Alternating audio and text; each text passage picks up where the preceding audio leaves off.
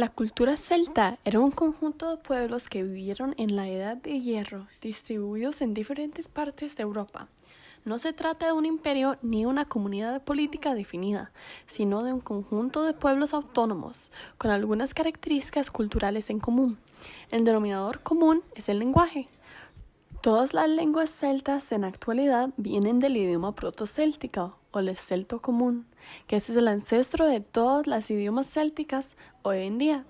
Los 6 idiomas principales que eran influenciados por el proto-céltico son el bretón, el córnico, el gaélico escocés, el galés, el irlandés y el manés. Otra característica de los pueblos celtas era que todos eran pueblos guerreros. Por lo tanto, a pesar de compartir muchos rasgos culturales y religiosos, los grupos se enfrentaron. Por eso, ningún pueblo tenía una unidad política centralizada. En cambio, cada pueblo celta tenía su líder y su forma de organización interna. La ubicación geográfica de los pueblos celtas está en coordinación con las lenguas que hablaban. Los principales pueblos celtas fueron los celtíberos, los galos, los helvecios y los britanos, posteriormente llamados bretones. Podemos identificar las zonas en Europa donde los celtas lo hicieron sus pueblos, aunque las lenguas desaparecieron durante varios años.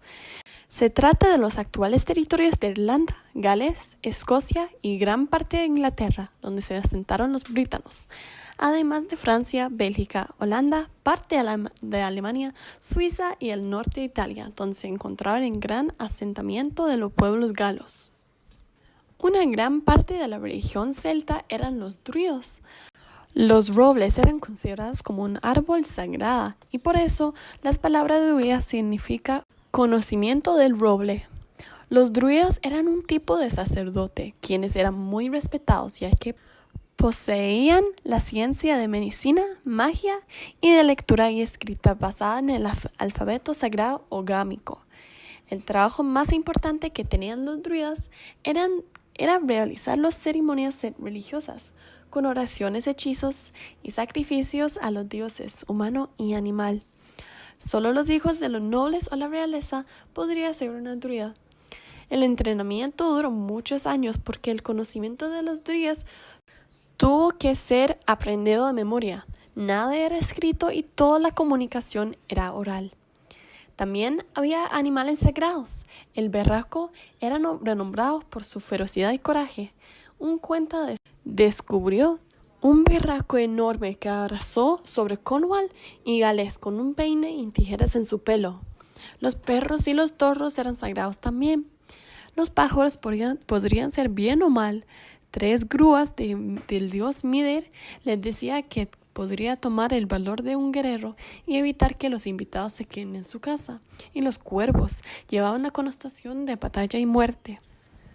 Los dioses celtas hacen gran parte de la identidad sociocultural y una comunidad establecida en gran parte de Europa, unida gracias al lenguaje y ciertas tradiciones. Es así como durante la Edad de Hierro surge lo que conocemos como mitología celta, la cual por supuesto dispone de sus respectivas deidades e irónicamente llega con el presente de no preservar el idioma natural. Hay una lista extensiva de las deidades presentes en la religión céltica o pagano. Hay una clasificación de deidades dependiendo en el lugar donde se encuentran el pueblo.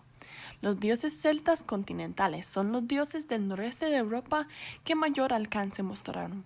Los dioses celtas irlandeses eran algunas de las divinidades conocidas en la propia Irlanda. Dioses ancestrales eran los dioses más antiguos y también se incluyen las deidades locales o tribales, quienes en algunas ocasiones fueron comparadas con las divinidades romanas.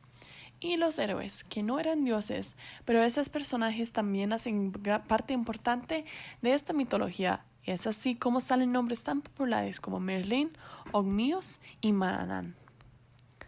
Dagda era el dios padre de la religión celta y el dios de la magia y de la sabiduría, del carácter guerrero y luchador. Puede dar vida pero también quitarle fácilmente. Representa una deidad de gran poder, a cual se atribuye el nombre de Padre Universal, soberano de la tierra y rey de la magia, y un hábil guerrero. Lugh era normalmente conocido como el gran dios del Olimpo celta. Además de ser representado como un joven apuesto, la historia narra que él fue la divinidad solar de los bosques. También era conocido por poseer poderes ilimitados, ser una persona totalmente dotada en todos los talentos y el poder ejercer todo tipo de funciones. Era el dios de herreros, metalúrgicos y artesanos. En su aspecto de dios de la cosecha es honorado el 1 de agosto en el festival conocido como Lughnasadh o Lammas. Brigatina era una de las dioses de mayor entidad entre los celtas. Hija de Data y hermana de Angus, estaba asociado al sol y fuego.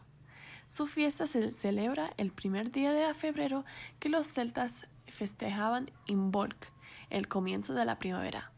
También se asociaba con la fertilidad tanto de los campos como los animales y hombres. En Escocia, y justo por ser diosa de la fertilidad, vieron en Santa Brígida a la comadrona de la Virgen María y por eso era invocada por las parturientas cuando daban a luz. Morrigan, conocida también como la Dama de la Oscuridad, es la diosa celta de la muerte y de la destrucción. Está presente en todas las guerras e infunde en los soldados la violencia, la fuerza y la ira. También es conocido por ser sinónimo de amor y deseo sexual. En el calendario celta, cada mes correspondía a un ciclo lunar que comenzaba con la luna nueva. Correspondientemente, los meses con 29 días eran llamados anmatos o desafortunados, y los de 30 días eran designados afortunados o matos. Igualmente, para los celtíberos, el día comenzaba y terminaba con la puesta del sol, es decir, la primera mitad era oscura y la otra iluminada.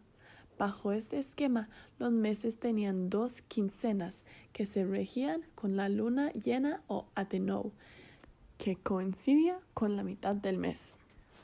Cuando una tribu celta llegaba a la conclusión de que había incurrido el desagrado de los dioses, hicieron algún sacrificio humano para aplacarlos.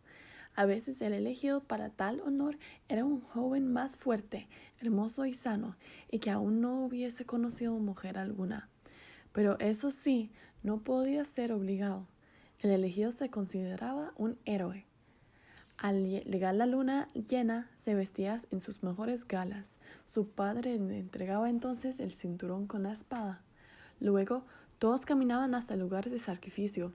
Se internaban en el bosque hasta alcanzar el lugar en que ardía la fogata que los druidas han encendido junto al círculo de estacas.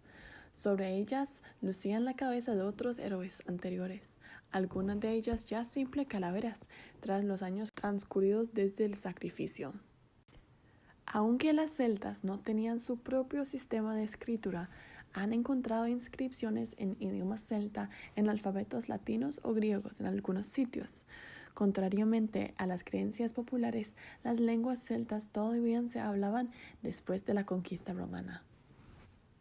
Cuando los romanos invadieron, las tribus celtas tuvieron que decir si contraatacaban o no. Si hacían la paz, acordaron obedecer las leyes romanas y pagar impuestos. A cambio, podrían conservar sus reinos. Sin embargo, algunos líderes celtas optaron por luchar. Después de años de fuertes impuestos y de que los romanos tomaron sus tierras, algunas tribus celtas estaban desesperadas por venganza. En el año 60 DC, un líder que le eligió luchar en la reina búdica de la tribu Iceni levantó un enorme ejército y se fue en un alboroto quemado en las ciudades romanas de Colchester y Londres, antes de dirigirse al norte hacia St. Albans. Cuando el ejército romano se enteró de esto, abandonaron su campaña en Gales para enfrentar a Búdica. A pesar de que los romanos fueron superados en el número por los 200.000 guerreros de Búdica, estaban mejor entrenados y tenían mejor armadura. Ambos bandos se enfrentaron en una feroz batalla, pero los romanos ganaron. La vida de los celtas es una que afecta a mucha gente que vive en los países ocupados hace miles de años por este grupo. La gente de Escocia, Irlanda, Gales, Inglaterra, Francia y España. Ellos son descendientes de los pueblos celtas y las acciones de sus ancestros afectan el mundo en que viven nosotros. Las tradiciones son historias, creencias, rituales y costumbres que pasan de una generación al otro por años y años. Manteniendo las tradiciones en la vida actual enseñan a los hijos los valores familiares y nos permite comprender los problemas y las dificultades que la gente atravesó hace tantos años.